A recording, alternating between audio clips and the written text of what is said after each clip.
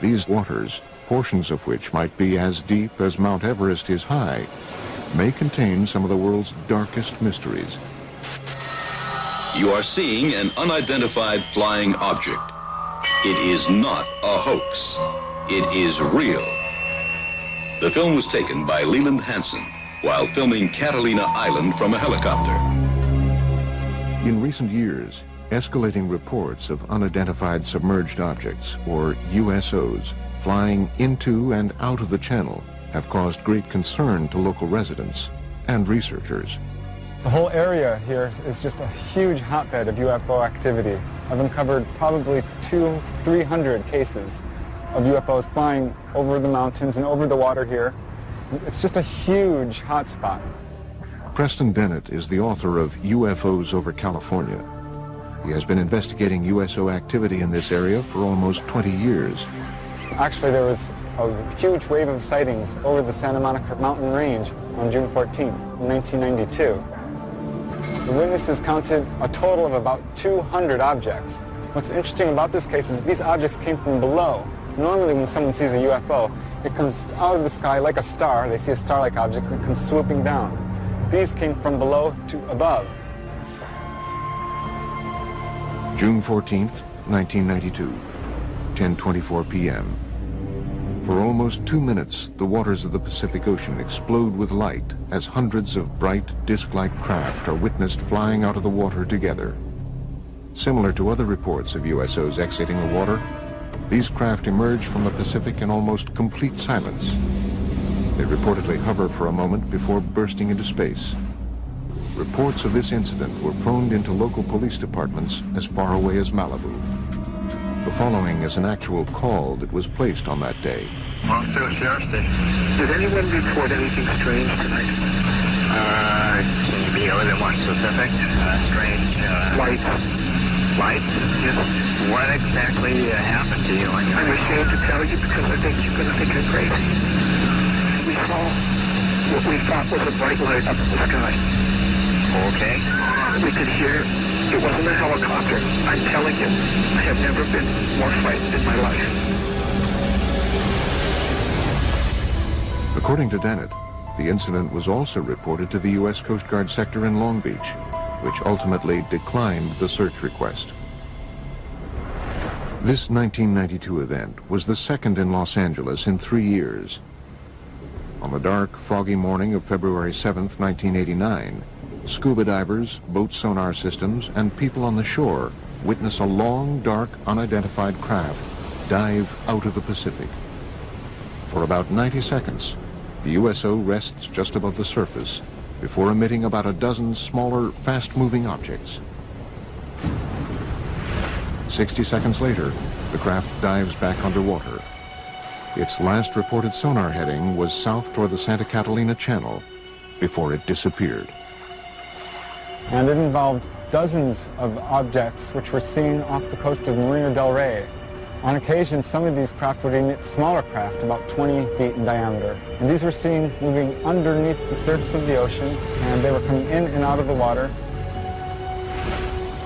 As the 1947 incident at Roswell sparked worldwide curiosity about flying saucers, these events near Los Angeles have sparked a current wave of research into the capabilities and threats of so-called USOs. The oceans of the world covering, 70% of the planet, they hide a lot of history and a lot of mystery. There's a very good reason for a whole society of creatures, sentient creatures, advanced creatures living underwater because they can, because nobody goes there. It's fascinating to think of the underwater UFOs because they know a lot about this planet that you and I don't know. Unique to the USO phenomenon is the reported ability of these craft to multiply and break apart. One such astounding case has become known as the Golfo Nuevo event. On February 8, 1960, the Argentinian Navy is on alert as they track two unidentified submarine-like objects in its waters, thought to be American subs. Then, according to reports, the underwater objects are seen on sonar to break apart and fly out of the water. Sonar contact, 173, 438 yards. Bridge combat, sonar contact, 173, 438 yards. Two gigantic submarines sighted by the Argentinian Navy in 1960 inexplicably multiplied into 6 other submarine objects. The Argentinians were never able to catch them or destroy them because the objects simply disappeared. The case even caught the attention of the Soviet Union's most senior officials. Nikita Khrushchev, who was the leader of the Soviet Union at the time, was so much intrigued by the whole story that he sent his diplomatic attaché in Buenos Aires to find out what's been going on.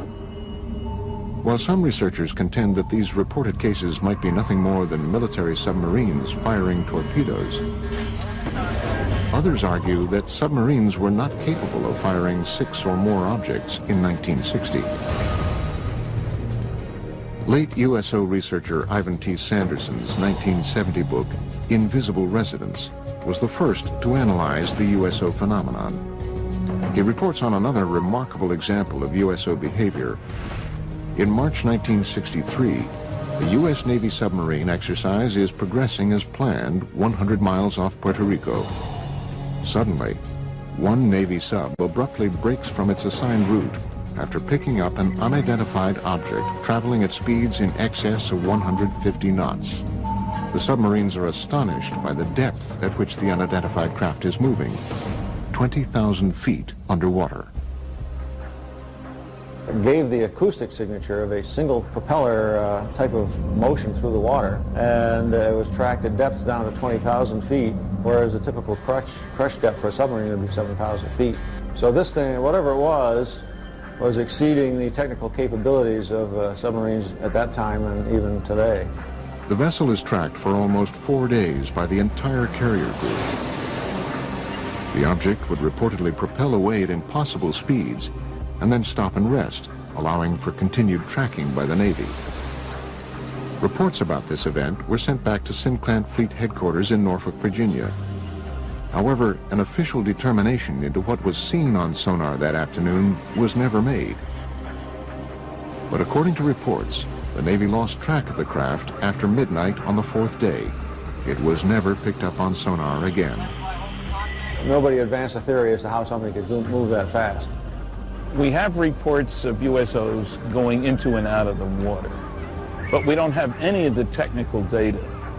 Flying saucers that are above the ground, people see them. But what's underwater, the Navy sees them. And the Navy isn't talking about what it's finding.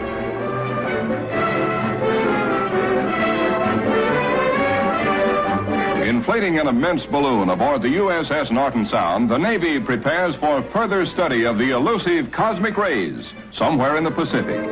That's the news. A secondary consideration clears up the mystery of the so-called flying saucers. For it is these monsters which rise 19 miles and attain diameters of 100 feet that have been mistaken for the apparitions called flying saucers. At great altitudes, they tell us, these elongated enormities flatten out like plates. Mystery ended. But reports from around the world continue. Another extraordinary case is reported in the international press beginning on November 11th, 1972. A fast-moving submarine-like object is picked up on sonar in the Sonja Fjord off the west coast of Norway by the Norwegian Navy, which hunts it for 2 weeks. A fleet of surface ships and specially equipped sub-hunter helicopters are assembled to find the object. On November 20th, 1972, the USO is seen visually for the first time. It was described as being a massive, silent, cigar-shaped object. A Navy ship promptly fires its guns and torpedoes at the craft. Some ship actually saw it on the surface and fired at it, but it dived, and then they started dropping depth charges. Although all the articles treat this as a submarine, the fact of the matter is nobody was able to identify it as a submarine. After tracking the object for almost 2 weeks, the Navy devises and executes a plan to blockade the fjord and trap the USO.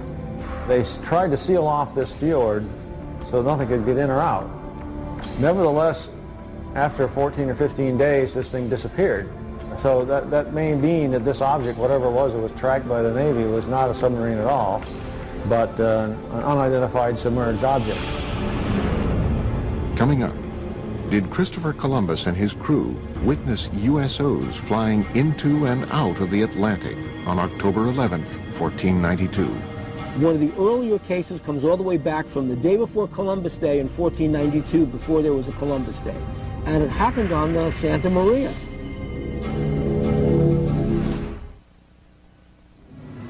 October 11th, 1492, 10 p.m.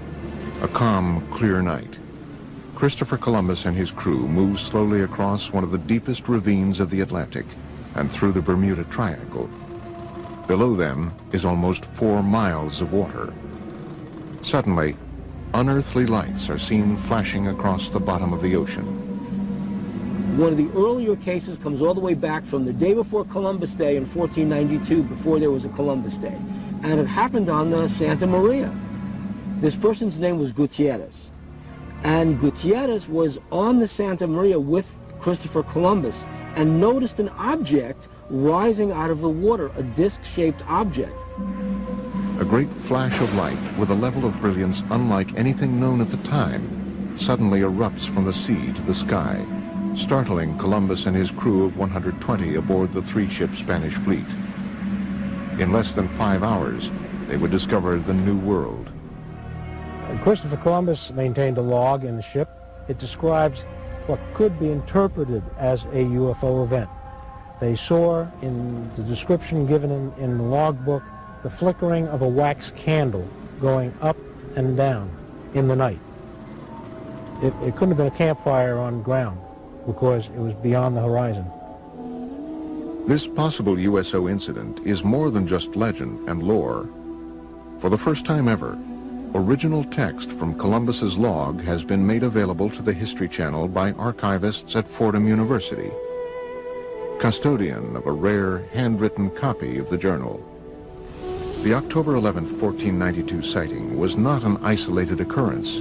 Over the 2-month journey, Columbus's log exhibits a consistent pattern of cryptically reported peculiar incidents, including unexplained sightings and unusual events in outer space. The following is from an entry on September 10th, 1492, the halfway point of the voyage. The crew of the Nina stated they had seen a garajo and a water wagtail, but these birds never go farther than 25 leagues from the land. From an entry September 11th, 1492. Saw a large fragment of the mast of a vessel, apparently of 120 tons, but could not pick it up. Entries on both September 17th and September 20th indicate that stars or other unidentified lights in the sky are seen to move. The cause was that the star moved from its place, but the needles remained stationary. And from the infamous entry of October 11th. The Admiral, at 10 o'clock that evening, standing on the quarterdeck, saw a light. Calling to Pero Gutierrez, he told him he saw a light and bid him look that way, which he did and saw it. The Admiral again perceived it once or twice, appearing like the light of a wax candle, moving up and down. Is it possible that these strange events, recorded during the most fabled nautical journey in history, were the result of otherworldly vessels tracking Columbus's fleet? Some suggest, however, that any interpretations or rationalizations that might be gleaned from Columbus's log are not the whole truth. If Christopher Columbus saw a strange thing come out of the water, fly around his ship, and then take off, would he have told anybody about it? They'd have locked him up in the brig instantly. The guy's crazy, because things can't do that. One of the earliest USO reports comes from 329 BC. After witnessing what he described as shining shield-like objects flying into and out of the Jaxartes River in India, Alexander the Great was so convinced that he witnessed otherworldly vessels, he spent the final 6 years of his life searching for evidence of these objects in a diving bell, believed to be the world's first submarine. Some conclude, however, that Alexander's underwater adventures had a greater goal, finding and conquering the one kingdom that had eluded him, Atlantis. Well, Atlantis first enters literary history in the philosophical dialogues of Plato. These are the Timaeus and the Critias. The gods, bothered by the attitude of the Atlanteans, decided to destroy Atlantis. In one day and one night, they destroyed it with a cataclysm, and it sank. To this day, researchers continue to speculate about Atlantis as a hub of USO activity. The legend of Atlantis definitely is based on knowledge, probably lost by today, of some secret underwater civilization. Atlantis's supposed location in the Mediterranean would have provided USOs a convenient position from which to monitor human civilizations and their shipping routes to and from Asia Minor, Rome, and Athens. The Mediterranean was the cradle of ancient civilization. The Phoenician traders traveled back and forth between the Middle East and Greece across the Mediterranean. If there were a culture of either aliens or original inhabitants of planet Earth who wanted to seed the planet, to seed humanity with myth, the Mediterranean is a natural base for them to set up an underwater facility. Well, I don't know if Plato was talking about unidentified submerged objects when he came up with Atlantis, but I suppose there are people who, number one, assume that Atlantis is real, number two, that it's somewhere in the Atlantic, number three, that it's buried under thousands of feet of water. The ancient Athenians, however, were not the first to record stories of unidentified objects in the oceans. Experts believe the ancient Egyptians may have even recorded sightings in their hieroglyphic drawings. In ancient Egypt, in the temple at the city of Abydos, somebody made an inscription, a depiction of a submarine. There was another depiction of an object that looks like a helicopter. Who made it? How did the ancient Egyptians know about it? We have no idea. One of the earliest European cases is a series of reported English sightings in the 11th century. One of the oldest cases I have on the site goes back to the year 1067. It has to do with people in the countryside seeing something flaming in the sky that came down to earth, lit up the countryside, and then went up again, and then into the sea. Carl Feint has been researching USO phenomenon for almost a decade. His internet site, waterufo.net, has an archive of over 900 current and historic USO reports. According to Feint, one of the 20th century's first cases was reported in detail in the Philadelphia Inquirer on August 1st, 1904. A British cargo ship, the Mohican, en route to Philadelphia was, according to the paper, enshrouded in a strange metallic vapor which glowed like phosphorus. I have found out recently that that case is a heck of a lot more detailed and scary than originally shown. The captain and the crew confirmed that an object came across the ocean, a cloud, approached the ship, and it was glowing. Not a meteor, going straight down. It's coming across the sea. As it came towards the ship, the captain was trying to distract the crew to get them to do something different, and get over the fear. They couldn't move anything while the cloud was around the ship. The Inquirer further reports that during the event, the ship's compass revolved with the speed of an electric motor, and the sailors were unable to raise pieces of steel from the magnetized decks. The story goes on to quote the Mohican's Captain Urquhart, who confirms that the account is vouched for by every man of the crew. But perhaps the most astounding USO-related event, according to experts, is a Canadian case from 1967. The Shag Harbor case is the most important USO case in documentation. The UFO moved underwater to a different point. A second UFO joined it. Coming up, we visit Shag Harbor, Nova Scotia on the 38th anniversary of this crucial USO incident. On October the 4th, 1967, that's where the lights was, right behind me on the water.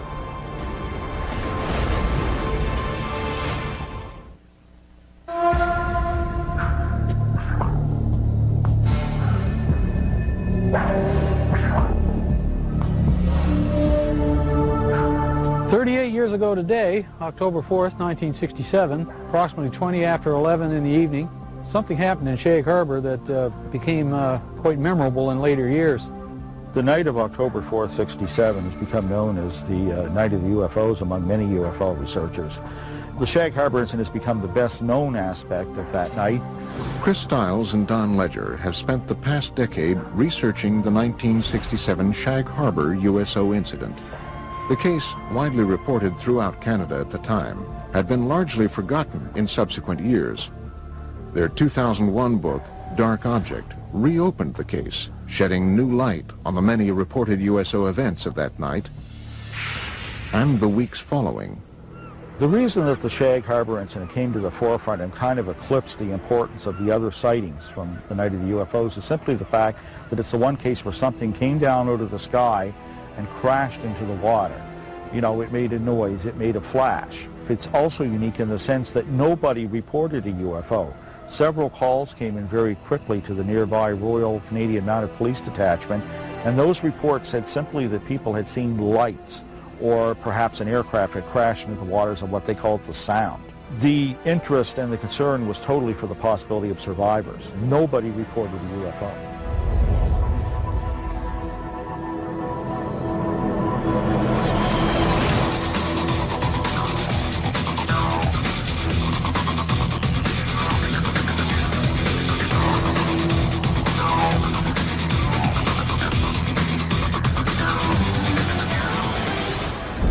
I'm not surprised now that I had seen something in the sky that night, because all over Nova Scotia, the night of the Shag Harbor incidents, there were many, many, many UFO reports. Just up around the bend, we'll be coming into Shag Harbor, and the site crowd gathered and watched whatever it was that happened here 38 years ago today. Each year, Ledger and Stiles make an anniversary trip to Shag Harbor to meet with Norm Smith, one of only 3 surviving witnesses. See the island out there? That's where it all took place, right off there. That's where we seen the light in the water. Hey, sir. Over here? Good. Wow. There we go. Same old, that's good. The 3 of us stood on the lawn watching the lights. Eventually it started going, it looked like it was moving to us, and then on a downward slope towards the ground. We thought it was a plane crash.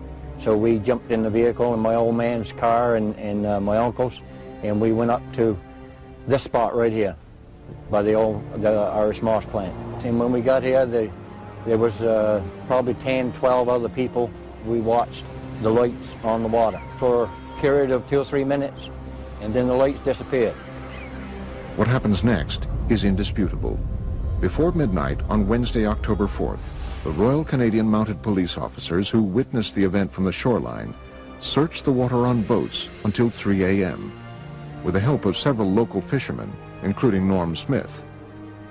At noon on Friday, October 6th, Canadian Navy divers from Halifax arrive and search the area through the weekend. Eventually, 7 divers were dispatched from the Fleet Diving Unit in Halifax and taken down to Shag Harbor. The search effort continued through all the daylight hours of Saturday and Sunday, and by Monday morning that search was officially terminated in Ottawa, and they just simply state unidentified flying object and circle it and underline it. According to government reports, the object travels from the south to the north along the Nova Scotia shoreline. At one point, it stops and hovers. Then at approximately 11:20 p.m., it enters the water at a 45-degree angle, 300 yards offshore. Directly behind me where we seen the lights, right at Bomb Portage Island, directly behind me. When the Royal Canadian Mounted Police officers that had responded to the call arrived at the shoreline of Old Highway number 3, the UFO was still moving upon the surface of the water. The object also appeared to be leaving a trail of dense yellow foam. In the weeks following October 4th, the story becomes even more mysterious. The case is front-page news across Canada, and as Ledger and Stiles report in their book, in the days just prior to the Canadian military's official classification of this incident as a UFO event, a second craft enters the waters of Nova Scotia to rendezvous with the first craft. Then this thing resumed its headway back down this way at about 4,400 miles an hour and came down through northern New Brunswick, right down over the Bay of Fundy, across the southwestern tip of Nova Scotia, across this way, and went down in the water here. Authorities already knew the object was no longer there, that it had moved under the water and had come to rest on the seabed. It sat there for almost a week, right to the hour. And after that time, it began moving under the water to the Gulf of Maine with the aid of a second craft that was helping repair it. And the two of them broke the surface of the water and flew away out over the Gulf of Maine. Interestingly enough, there is a second report of a sighting 1 week in Shag Harbor of two sets of lights, one orange, one yellow, leaving the water and flying away. This case continues to inspire debate and continued research into the events of October 4th, 1967. There are a large amount of primary documents that support interpreting Shag Harbor as a crash scenario of a UFO. And in one of the paragraphs, it actually says a preliminary investigation has been conducted, and it has been discovered that this object is not the result of a flare, float, downed aircraft, or in fact any known object. I didn't know then, back 30-odd years ago, I didn't know whether it was a UFO or what it was. But nobody will ever make me believe that there was nothing there, because it was. Coming up, seen for the first time, video evidence of what might possibly be a USO emerging from the waters of Laguna Cartagena in Puerto Rico. And they are coming towards Laguna Cartagena. And later, a University of California scientist reveals that supersonic speed by deep-sea UFOs is not only scientifically possible, but likely. A region with perhaps the longest legacy of USO activity is the area around Puerto Rico. As the mysterious southern point of the Bermuda Triangle, the island has been at the center of USO debate for decades. Puerto Rico is a hotspot for underwater UFO activity, and it seems to match the pattern of other cases. Puerto Rico is considered in all of the Americas to be the place where there's the greatest number of USO sightings. Members of the Puerto Rican-based ufology group, Project Argus, agreed to lead a tour of some of the island's more notable USO-related areas. Laguna Cartagena is an isolated lake near the southwestern corner of the island. It has become linked to much of Puerto Rico's reported USO activity. I have been conducting investigations for years in Laguna Cartagena, where there's also a lot of secrecy about USOs. Laguna Cartagena since 1930 has been a place where hundreds of cases were reported of flying objects coming and going from the area. October 8, 2002, approximately 9 p.m., Puerto Rican police officer and Project Argus member Carlos Torres witnesses a red glowing USO fly out of the waters of Laguna Cartagena at an incredible speed.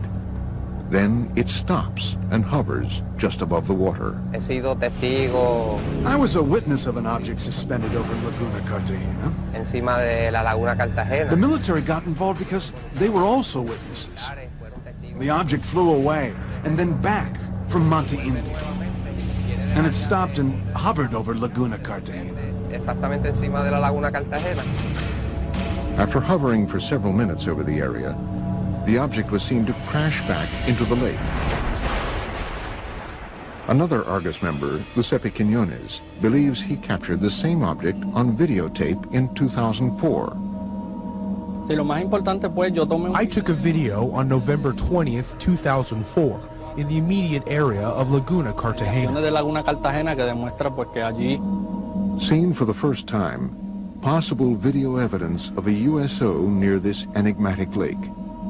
The brightly lit craft-like object was seen emerging from the water. Here, it hovers for almost 1 minute before flying away.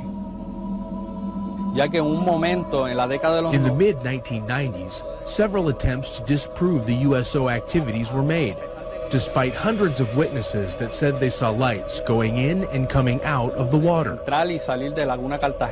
They have been seen all over Puerto Rico. Specifically, the most mentioned places are Laguna Cartagena and Route 303. The region of Lajas, through which Route 303 runs, has been another source of significant USO and UFO reports, including a possible 1997 crash on Monte Indio that left behind a scorched earth impact zone and many unanswered questions. In May 5, 1997, a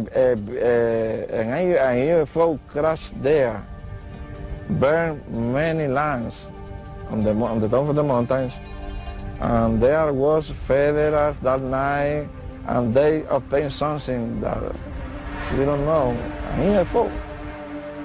After this 1997 incident, local government officials began to take USO and UFO reports more seriously. As a direct result, the mayor of Lajas, Puerto Rico, recently designated the roadway through the heart of Puerto Rico's UFO country as UFO Route 303. But for now, other USO-related events around the island are far more pressing for experts. In the hills around Lajas, a mysterious government aerostat, a tethered balloon-borne radar, is frequently launched up to 3 miles in the air, ostensibly to monitor air traffic and weather. However, USO researchers believe the balloon's real function is actually covert, to observe and record UFO and USO activity.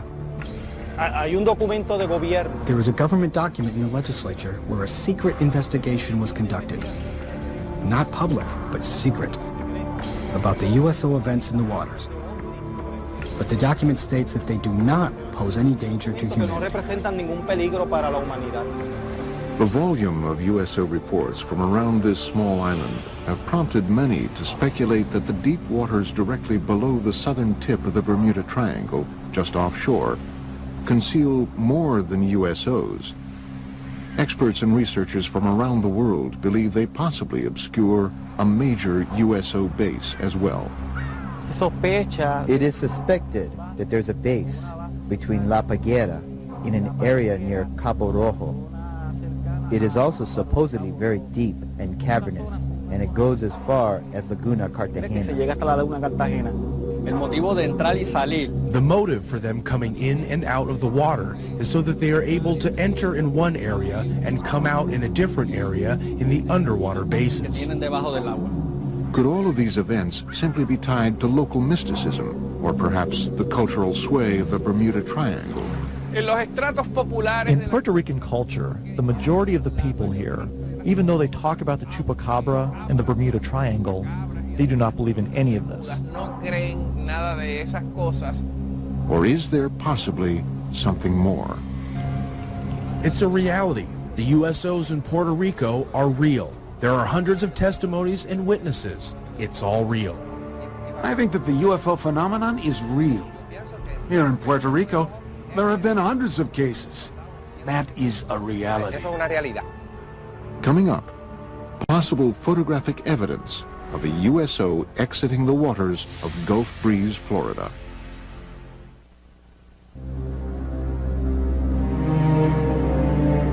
It is believed that unidentified submerged objects are able to move through our oceans and seas in ways that defy all principles of modern physics. Experts are confounded by the ability of these vessels to reportedly travel at extreme depths, pass through ice with impunity, and traverse water at supersonic speed. These kinds of craft, ostensibly, can travel underneath the water because they are impervious to water, just like they're impervious to gamma rays, cosmic rays, impervious to anything that gets in the way of their traveling in space. According to all information, we are dealing with a very advanced technology. They circle ships and next thing you know, dive into the water. It's not a barrier to them. They just go from one medium to another. In late 1969, while conducting their regular Operation Deep Freeze ice-breaking exercises near Antarctica, U.S. Navy sailors aboard the USS Calcaterra reportedly witnessed an unidentified submerged object with some extraordinary capabilities. Ivan Sanderson in Argosy magazine, where he talks about an event somewhere in the Arctic when an object came up through the ice and took off. Really sort of burrowed its way through a large submarine-shaped object at least 100 feet long is seen bursting out of the frozen ocean through several yards of solid ice at an incredible speed. But this case, however, is only one of many similar incidents reported by navies around the world. I know of one case that occurred near Leningrad. In the winter of 1976, a USO broke down through the ice, maneuvered underwater, and then again broke back out through the ice. They do melt ice. Now, if you had a meteor, the dynamics of the thing would break the ice into chunks and scatter them all over the place. With the UFO, it's a clean hole. USO witnesses have also reported seeing waterspouts beneath USOs as they exit the water, including Ed Walters, a resident of Gulf Breeze, Florida, who snapped this never-before-seen Polaroid picture of what appears to be a USO above a tornado-shaped waterspout on July 7th, 1988. So he was looking north towards Gulf Breeze across the Santa Rosa Sound, a distance of about 7,000 feet. He noticed that the water down beneath the object started to get all foamy or something. You could see it dancing around, and all of a sudden this column of water went up and contacted the bottom of it. The picture that he took actually shows that. Such cases have caused some experts to assert that USOs might possibly use water as a fuel source. There are those who feel that water is essential for the fusion process. There are a lot of cases where UFOs hover over reservoirs and small bodies of water, not only large bodies of water. It does seem to be some evidence that they can use water to help their craft in some way. They may use water as a fuel. In these cases where they talk about objects hovering over the water and seeming to suck water up in, certainly sounds like they need a big drink or something to keep going. Modern scientific theories abound about how USOs developed the ability to propel themselves through water with great efficiency. Researchers envision everything from massive jet-like propulsion systems to frictionless bubbles that cocoon the objects. So the engines wouldn't be engines as you and I would imagine engines. They would be generators, generating a magnetic force, creating a magnetic envelope around the craft that repels the Earth's natural magnetism, hence allowing them to accelerate, decelerate, climb, fall, and navigate through the water. By exerting forces at the surrounding fluid, seawater, nice electrically conducting fluid, you control the drag, you control the flow, the speed, the lift. You can get around all the problems of high-speed motion under the water. A magneto-aerodynamic system would work similar to the electromagnetic submarine that was successfully tested. An electromagnetic submarine was in fact built and tested by the University of California, Santa Barbara in the mid-1960s. It took advantage of saltwater's natural ability to conduct electricity. The first successful test of an electromagnetic propulsion system was conducted on Earth in 1966, when this electromagnetic submarine was first demonstrated. This electromagnetic submarine moves through the water as a result of electromagnetic forces. It has absolutely no moving parts. The principle here is that seawater is an electrically conducting fluid. You push against the seawater by Newton's laws, elementary physics, it pushes back, and off you go. Is it possible that USOs take advantage of this natural capability of our oceans to reach supersonic speed? Water is a great magnetic conduit. In fact, if they were traveling using a process called diamagnetism, which is a weak repellent force, then water would enhance that force, which would explain why these craft are able to navigate in water so well. One researcher theorizes that USOs might move rapidly through the water and avoid catastrophic damage using the same principles as a common light bulb. UFO is the filament in this particular case, and the bulb is the field, and that protects the UFO. It keeps the water from coming onto it when it goes in. They move it, though, and it never touches the UFO. And that can be achieved by creating so-called supercavitating bubble around the whole object. In that way, a whole object travels together with a bubble of water vapor. Marko Princevac is a professor of mechanical engineering at the University of California, Riverside. He devised an experiment for the History Channel demonstrating the physics behind possible supersonic movement through the water. Basically, the only thing that you can play with is a shape of a vehicle. And it will deviate from standard shapes of a submarine. To demonstrate how different shapes can produce the conditions for supersonic underwater travel, Princevac and his team force an underwater current along with green dye and high-powered lasers around different submersed objects. So if we have something called a streamlined body, we see that fluid flows undisturbedly around that body. This red streamlined object represents the perfect shape for a fast-moving underwater vessel.